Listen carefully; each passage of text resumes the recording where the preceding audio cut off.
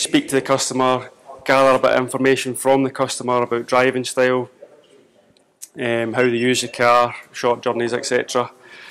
Before I get to this stage, scan the vehicle, gather fault codes. You'll see fault codes, low boost or EGR flow, faults related to that.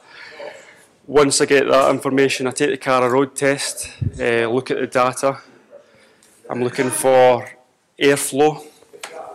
So if there's blockage there, you'll get a low airflow.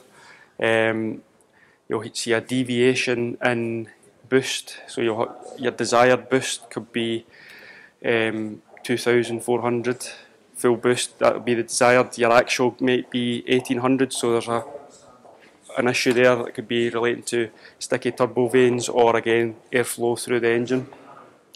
Once I know I've got the information I need, it's a case of just taking off the pipe and having a look inside the intake and seeing what the carbon's like inside there. If it's really heavily carboned, after the professionalism of yesterday, we've got me getting my phone out and showing pictures. So if you're looking at carbon as much as that, where you're taking just from EGR? Yeah, from intake system. If it's as heavily carboned as that, I would be taking the manifold off, cleaning out the majority of that carbon, because the chemical is softening up the carbon, and then you're flushing it through the engine. So if it's that amount, you don't want that going through the engine and as a knock-on effect, blocking DPFs, stuff like that. So clean the majority out. Also, if EGRs are sticking, you're taking EGR off to clean it. Make sure it's working.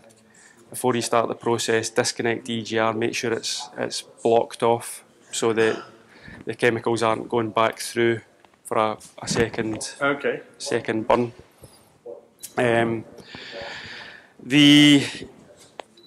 As an after of this, during the process, the chemical can drain down into the sump past the piston ring. So I would always recommend an oil change as well. So you're then using a JLM engine flush, changing oil.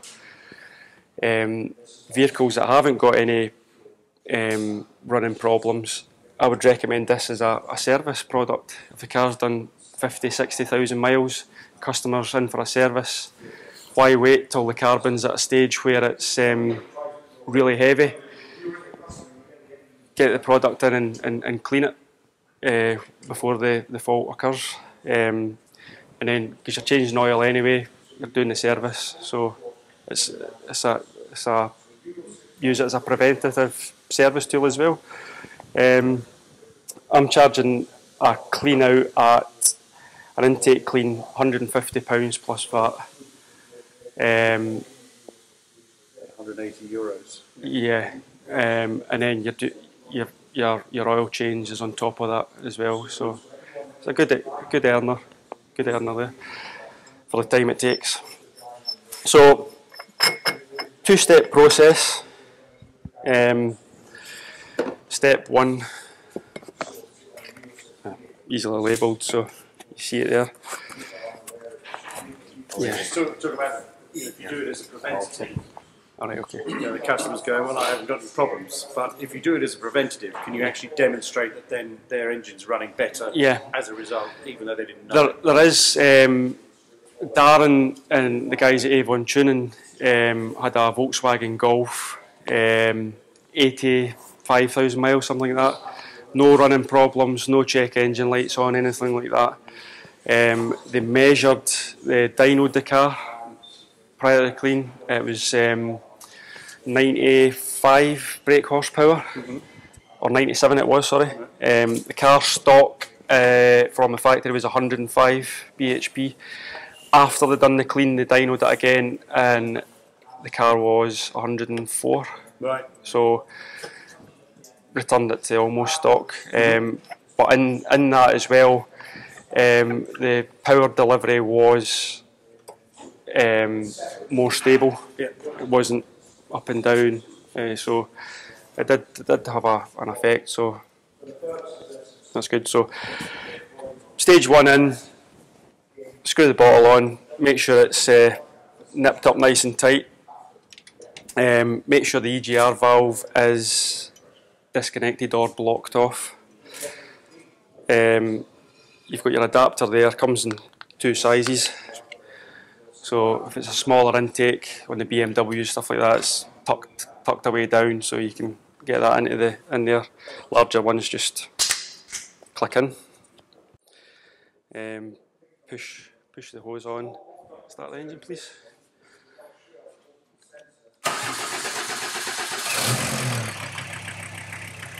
So you've got the suction of the engine.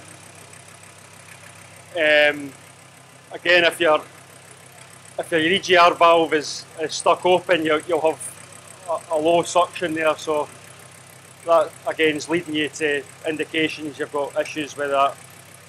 Also, if the valves are heavily carboned up and not seating properly, you'll have low suction as well. So just stick it on. The engine will have the suction effect there to hold it in place. If it isn't sucking quite as good as it should, just increase the rev slightly, 1000 RPM, 1200, just to get the suction you require. I should mention before I go on, some vehicles, Nissan Qashqais, Renaults, if you've got the intake system disconnected, the car won't start. So just disconnect the mass airflow sensor and it allows the vehicle to start. Also, you're going directly into the intake system, so you're bypassing the intercooler. You don't want to be going before the intercooler because the chemical will just gather in the intercooler, and then when you go out and road test, it'll suck it all through. So directly into the manifold. Push fit on two valves on the bottle. First valve pressurizes the bottle. Second valve is your chemical flow coming through. So on my tool in my own workshop, I have two marks on the hose 12 centimetres apart. When you open this valve here, you want the flow to be 10 seconds to travel that 12 centimetres. So it's a nice steady flow. You just open the valve up, you'll see it starting to come through. So at that stage, I'll just have my phone, the stopwatch, and just 10 seconds. Look at the flow. Once I get the correct flow, sit back and relax. I just keep an eye on the flow. You can. I just heard the red change. Yeah. So it's probably going a bit too fast. So just nip the valve back a touch, adjust it right, and when you're working in the workshop, you can leave that to go away on its own. You can get on with other work. So you're not. It takes about 35 minutes for this first process to go through. If you're not standing doing nothing for 35 minutes, you can get on with other work in the workshop. So your guys aren't standing idle, you know. You don't want them to be standing just doing nothing. I'll always have my diagnostic tool connected to the vehicle during the process. I'll be looking at engine coolant temperature just to make sure the vehicle's not overheating, exhaust temperatures, just to make sure the DPF isn't getting too hot. And just keep an eye out. If you're working on something else, you can listen, you can hear the engine note. If the flow's going too fast, if you open it right up, the flow's going too fast, the engine will start to labour. So just keep an eye on the flow going through, just adjusting it to suit, basically. As I say, this process takes 35 minutes to run through.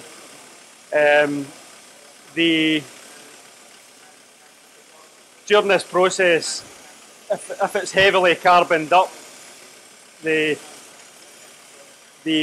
chemicals softening the carbon. The second stage is flushing the carbon through. So if it's really heavy, that carbon is just going through the engine. So you don't want that, because you've got a knock-on effect of blocking the DPF, stuff like that. If the engine's not too bad, but you're just cleaning it after you've knocked out the majority of the carbon, I have noticed this having a good effect on the DPF, bringing the DPF pressures down as well, just as a knock-on cleaning effect. So it's not intended for that purpose, but yeah. So when you finish this two-step process, you clean this out with water like the other one? No. Or the bottle? Yeah. Yeah, I just it out with water. Just clean it out. Yeah. What about the hose? Just to stop. I've never cleaned my hose out. Doesn't sound quite right, but there we go. Oh, okay, but it doesn't crystallise inside? Or no, I just make sure the bottle's emptied. I store them upside down. Yeah. So drains out. Yeah. And is it safe to touch? Like. No, wear gloves. Yeah, you'll be wearing. Yeah. There will be a. Take the skin off sort of stuff, is it? Or yeah, there's nothing on the bottle, but no, I've had it in my hands, but it's always recommended to health and safety, you know. Yeah. Wear the gloves. I always wear gloves in my own workshop, so I'm gonna get my hands dirty today. But yeah, it's just a case of keeping the flow right, making sure it's coming through. I have got some pictures on my phone before and after, so obviously you want to get rid of the heavy carbon build-up, but also this was a Volkswagen Passat, and you can see the carbon build-up on the valves there, and then after through the air intake. That's the inlet manifold off. You took out all intake? Yeah, took the manifold off to clean. So just not only from EGR but from all intake. Yeah. What you can reach. So obviously you can't get down into the valves easily. So this is where the cleaning comes in. Stage one, softening up the carbon on the valves. Stage two is flushing it through. So when it's so dirty, you recommend to clean it mechanically, not the chemical. Yeah, if you've got carbon like that, you don't want that going through the engine. So clean that out first before you go through this process. So you really just want surface carbon, like not big bulky chunks of it. Yeah. The carbon will be.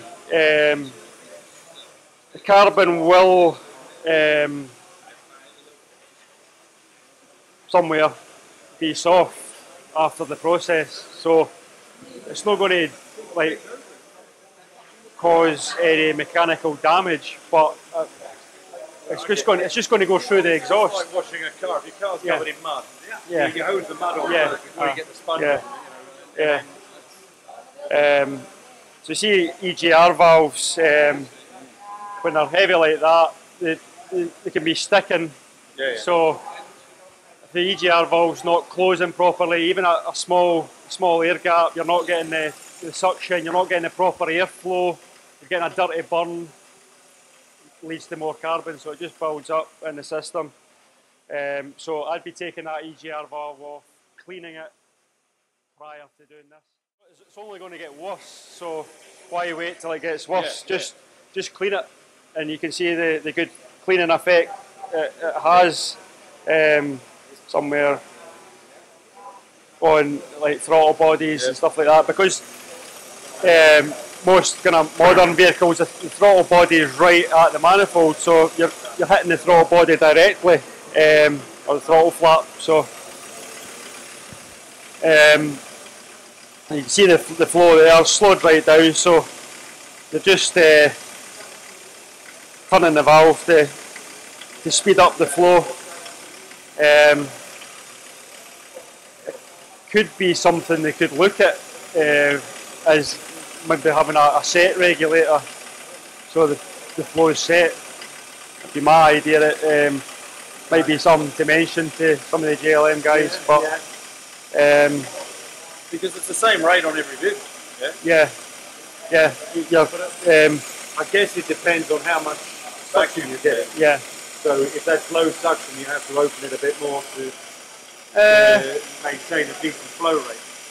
Yeah, but you're still setting it at 10 seconds over 12 centimetres, so the flow rate is going to be the same. Right. So it's still 10 seconds over 12 centimetres. Yeah. So this, as I say, this process takes 35 minutes, so we'll just stop it there, you get the gist of it. Yeah. Or we can sit in the bar if you want. Yeah. Come back. You just turn the vehicle off.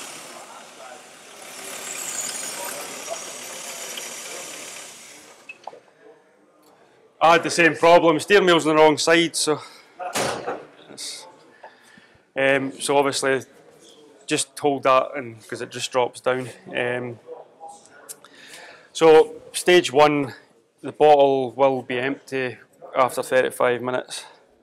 Just watch when you're unscrewing it, because there will be pressure still in there. So it's okay when the bottle's empty, but should be okay. Is the compressor on? Sorry? Is the compressor on? It should. Because there was no. Oh, then you haven't. Oh, did you take it off? All right, okay. Teamwork. Just make sure you've got the airline connected. But you can see the flow. That's just the suction of the engine pulling the chemical through. So after the first stages went through, turn the engine off, leave it for 5 minutes. The chemical residue will be in the intake system there. Just allow that 5 minutes to soak into the carbon, softening it up. Thank you. Stage 2. Once that 5 minutes is up, just stage 2 into the bottle and screw it on.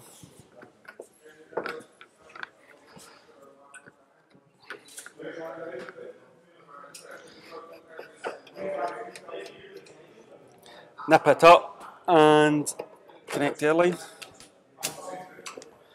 There we go. Pressure this time. Just make sure the valve is closed. That valve's closed before you connect it. Same as before. Flick it on, get the suction. You want to have a feel at the suction of it. Do you want to try it? No? Yeah, go on. Yeah. So just try and pull it away. Just pull it away, yeah. Oh yeah. Yeah, that's quite powerful. Yeah. Nobody else? No takers? So, same as before, open the valve. Again, 10 seconds over 12 centimetres. I've got 2 marks on my hose in my own workshop, 2 paint marks. Just open the valve up. It's coming through a lot faster now. So you can hear the engine note changing. You just want to have a nice steady flow.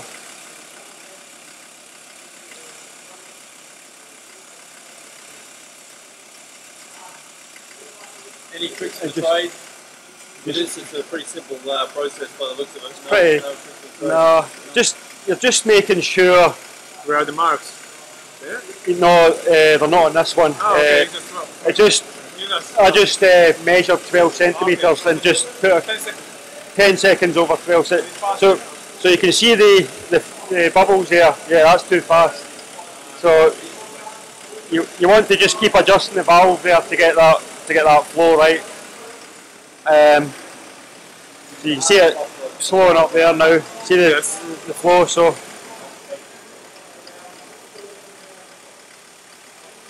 if it's slower, it's no problem. It may be better.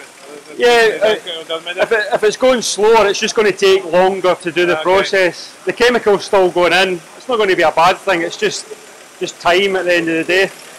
I was testing it myself, my car at home, because for 35 minutes one liquid. For 35 minutes. One of these? Yes. Yeah. Just I've done it myself.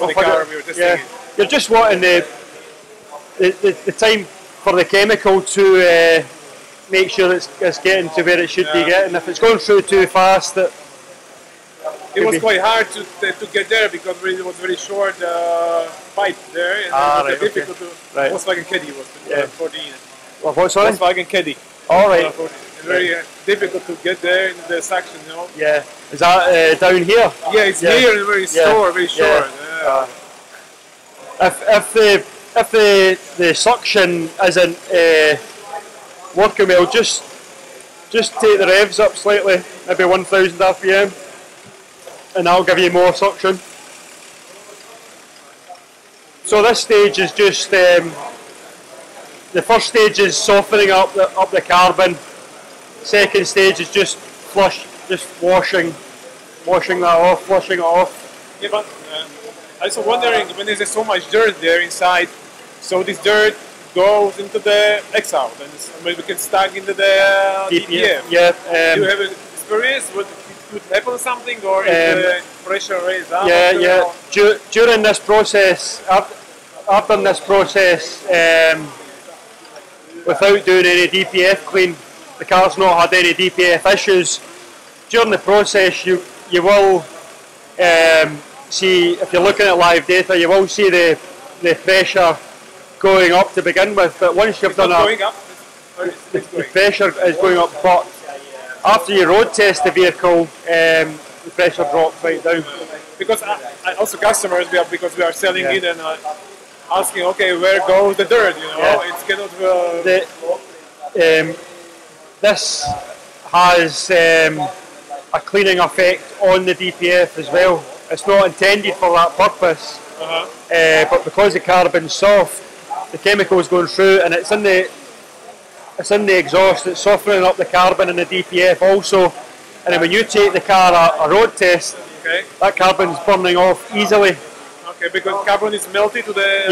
It softens, and so it just comes through. It's so it does have a cleaning effect on the DPF also.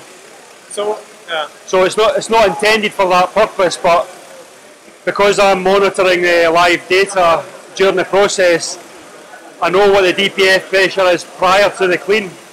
So as a knock-on effect, it has reduced the pressure in the DPF also. So it's not necessary to do, for example, manual regeneration? It's enough the road test? No. Part of the group, we would always recommend not carrying out forced regenerations. If there's no faults on the vehicle, then the car should be regenerating on its own accord. So if you're doing forced regenerations, we see guys coming from other workshops that have done maybe 2 or 3 forced regenerations consecutively, and that's too much for the DPF, and it damages the DPF. What? When is the forced regeneration? Yeah, yeah.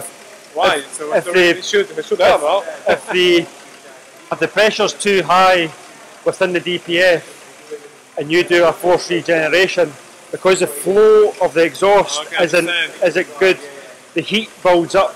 Actually, it's for nothing because. And the heat builds up and it can damage the DPF.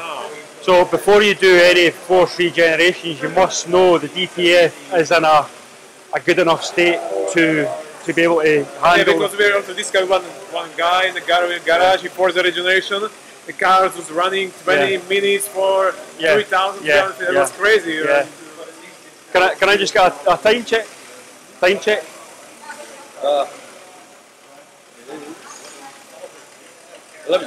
11, half an hour to go. Harry, let me take a picture. Ah, okay, cool. Can I take a picture? Sorry. Yeah. Okay, got it. So this second stage takes about 40 minutes, 45 minutes. There's slightly more liquid to go through. So when you said you charge 150, 150. does that include the liquids or liquids on top? That includes the liquids. But also after I've done that, I'll be selling a JLM engine flush and oil change. So there's more, and then also oil and filter. You're looking at air filters, so you're changing air filters, stuff like that. Also, after the process, you're speaking to the customer about aftercare. So you've got a chance to sell aftercare products, catalyst cleaner. What we was it yourself mentioned about bundling and selling as a?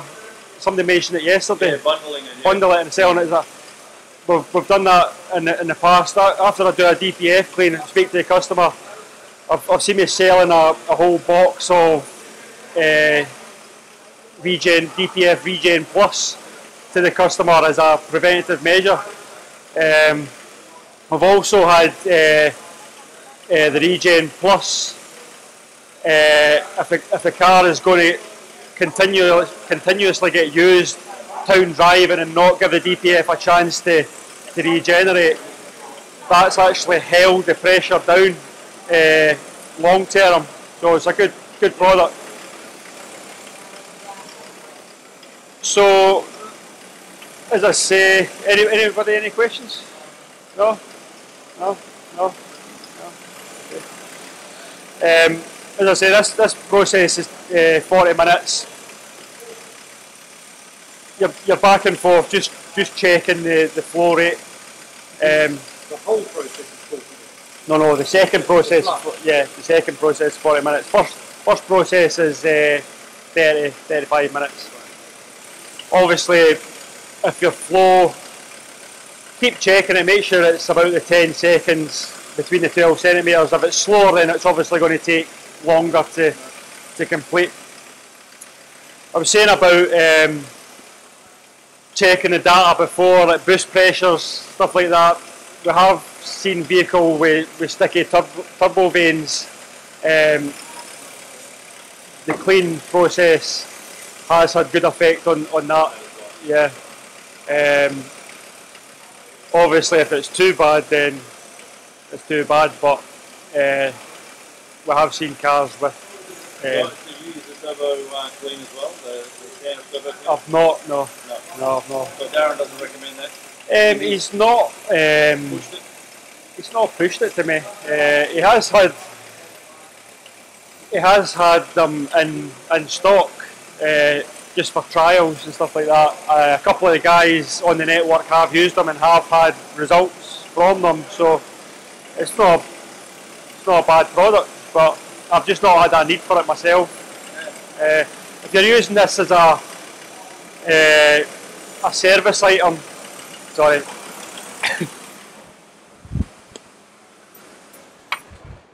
If you're using this as a